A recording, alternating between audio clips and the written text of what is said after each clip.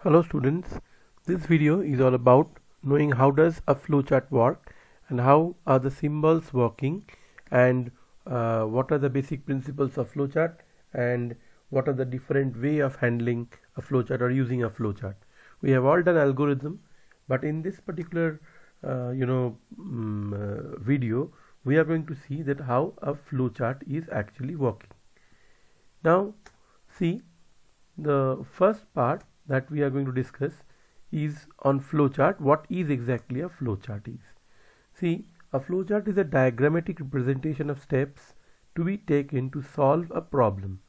So whenever we want to sort a problem or we want to solve a problem, we should at first make a diagrammatic representation. Basically we should first write down all the steps where we have discussed this part in the algorithm part. After completing the algorithm, you have to draw the solving of the problems in the form of flowchart, which is actually a diagrammatic representations to means representation of steps to be taken to solve a problem. So whenever you are solving a problem, you can diagrammatically represent each and every step, which is actually known as a flowchart. Now see, a flowchart is pictorial in nature and facilitates easy understanding of the solution. So basically a flowchart is a pictorial representation. So we definitely, our human brains are more likely to consume the images or graphics rather than seeing a big paragraph and reading it. So basically whenever we are handling such kind of things, at that time we do what? We basically see that how it is pictorially represented, and if it is represented pictures, definitely we remember it for a longer period of time. So flowchart is nothing but the pictorial representation of the logic that you have made. Next is, in a flowchart, geometrical shapes or symbols are used to represent the operations, and their order is shown by connecting them with arrows. So basically each and every step are written inside some geographical geometrical, not geographical, geometrical shapes, and these shapes are basically having some special meanings. So in these shapes we are going to write something, and we are going to write the steps, and each steps will be followed one after the other using the arrows. Now let's see what is there in the next part. So the next part is our flowchart symbols. So we'll start seeing about the different symbols. You can see start and stop box or terminal box. This basically represents the starting of every flowchart. When we are starting to make a flowchart, we need to follow and understand each and every symbols that we are using. So the first symbol is what we are going to see is a start or stop box. Now what a start or stop box do? A terminal box, which is another one, which is the other name of start and stop box, is used to indicate the beginning and the end of the flowchart. So it is represented by a rounded rectangle that you can see right now over here in this video. So this rounded rectangle is actually the size which represents a start, stop or a terminal box. Okay, the next part you can see, the next part is the most interesting part, that is input and output box, because without this a program or a task is incomplete, because once you don't write input or output, both are very important. If you don't get an output, then what is the use of doing that particular program? And if you don't give input, then how it can calculate the answer? So therefore this is a very vital symbol, input and output box. So you can see it is shaped as a parallelogram. So input and output box is used to accept input or display output. It is represented by a parallelogram. So you can understand by the figure, this is basically known as the parallelogram, where data can be represented over here when you are reading some data from the console, or while you are showing something as output. So we will elaborately understand about all these things when we are going to see these flowcharts, we can understand more when we are solving any problem with the help of flowcharts. That is there in the upcoming sessions. Now you can see the next part is your the processing box. It is one of the most important box because this box basically calculates.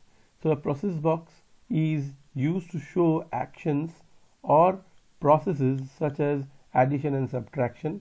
A process box is represented by a rectangle. So whenever we are using a process box, it is being used by a rectangle, means it is basically shaped as a rectangle, as you can see right now. So this is just a process box. Inside this rectangle box we are going to write the the calculation parts, the main calculation parts we are going to do in this process box. Next we are coming to the another important box, which is called decision box. You will see the working of this box very soon easily when you will see any of the work that has been used in the flowchart. So your decision box is used to test conditions and take decisions. A conditions can either result in yes or no or true false. A decision box is represented by a diamond shape. So in the diamond shape box you can write the checking part or the condition part where you want to see that whether it can answer yes or no. It cannot give any answer like a number or like that. It cannot calculate. This part is used to check. So it will either return yes or no. If you are using yes or no, yes, then you should use no, and if you are using true, then you should use false. So this is basically a part of the program where we use to check something. Suppose I want to check a value is more than 20 or not, or is more than 18 or not. So to check like that, we can use this decision box because it will only give yes, it's greater, or no, it is not greater.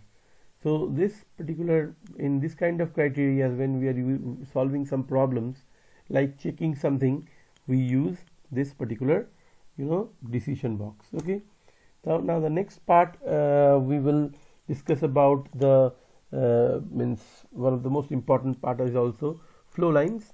It basically connects different symbols together. So flow lines are arrows that are used to connect one box of a flow chart to another.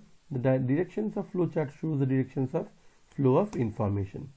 So this is one of the important part you can understand. Now we are coming to the the symbols of flow lines. You can see in this way, in any directions it can move. So in unidirectional, up or down, in right or left, any way, any side, any directions you can choose, it will go. So no such rules is there for putting an arrow in a particular direction. Next is the important part is connectors. Sorry, the spelling is wrong over there. CONNECTRS. So connectors are basically helps to connect. You can see a flow chart can be long and span one or more pages. A connector is used to show a jump from one point in the process flow to another. It connects different parts of a flow chart that are split between pages. A connector is represented by a circle. So when your flow chart is a very lengthy flow chart, when your flow chart is a very long flow chart and it does not fixes within a single page, you cannot fix a flow chart into a single page. If it is a very long one, then you can connect your flow chart from one page to another with the help of this connector. This connector will help you to connect from one page to another page. So this is a very important flowchart part, because definitely whenever we are representing or whenever we are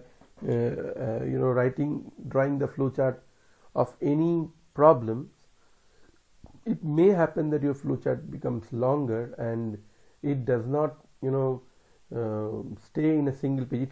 You cannot accommodate the entire flowchart into a single page. So you have to continue your flowchart to the next page. At that time, if there is no connector, then it will create a lot of problem to connect your end part with the next page.